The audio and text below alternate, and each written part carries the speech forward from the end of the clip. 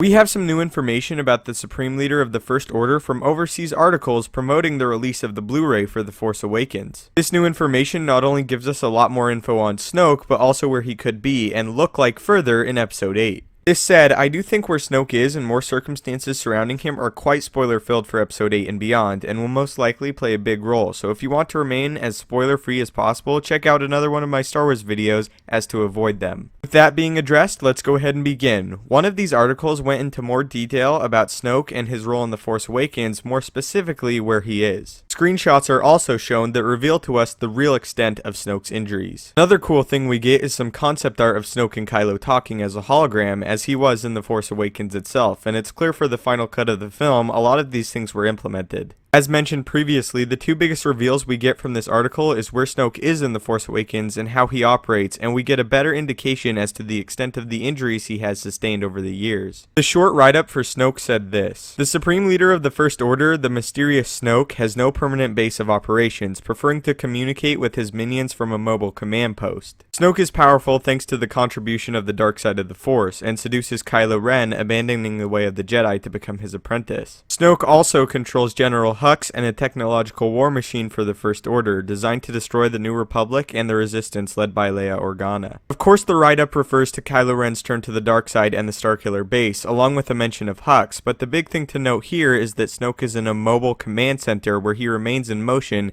as to make it more difficult for him to be found. They also credit his success to the dark side. I'm curious to find out what this command post actually looks like, whether it's a large ship similar to Vader's Super Star Destroyer that is heavily protected and manned, or whether it is more of a Sith meditation sphere. I think it would be an intriguing choice to reintroduce a Sith meditation sphere back into canon for the use of Snoke, and this would explain as to why he's considered mobile and powerful. A common trait for the spherical ship is to have a meditation chamber in the center of the ship to help with battle meditation, an ability that helps increase the strength and morale of allies while decreasing that of your enemies. For those of you unfamiliar with what a Sith meditation sphere is, it is a specialized ship that helps increase one's ability with the dark side and communication with others via projections. This actually sounds very similar to Snoke, although the projection in The Force Awakens appears to be more of a hologram. The sphere also allows those in it to communicate with those over great distances, which explains why Snoke seems to have such notable prowess with this ability, even reaching out to Rey at the end of her duel with Kylo to prompt her to kill him.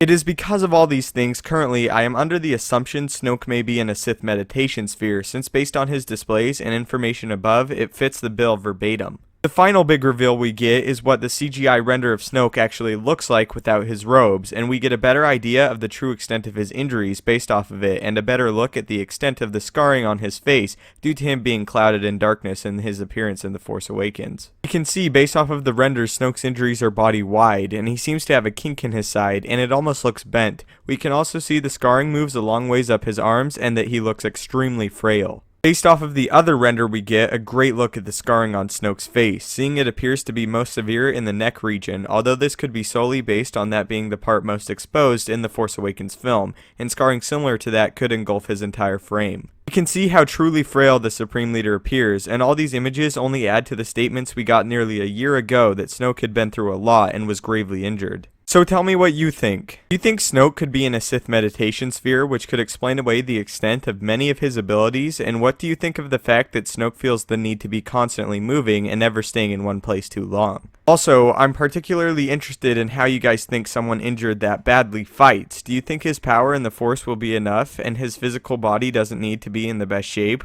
or do you think he's still capable of moving quickly and precisely even with his vast injuries? Thank you as always so much for watching, and stay tuned on all information about Snoke, Star Wars Episode 8, and Star Wars in general. Your support means the world, and I look forward to discussing all this further in the comments. Thanks for watching the video. Don't forget to subscribe and follow me on Twitter for updates on the channel. We also have a Patreon if you'd like to help contribute to the channel and gain access to some special features. Click the annotations on screen to watch my previous video or a mystery video. Links for all are in the description down below. May the Force be with you, and have a great day.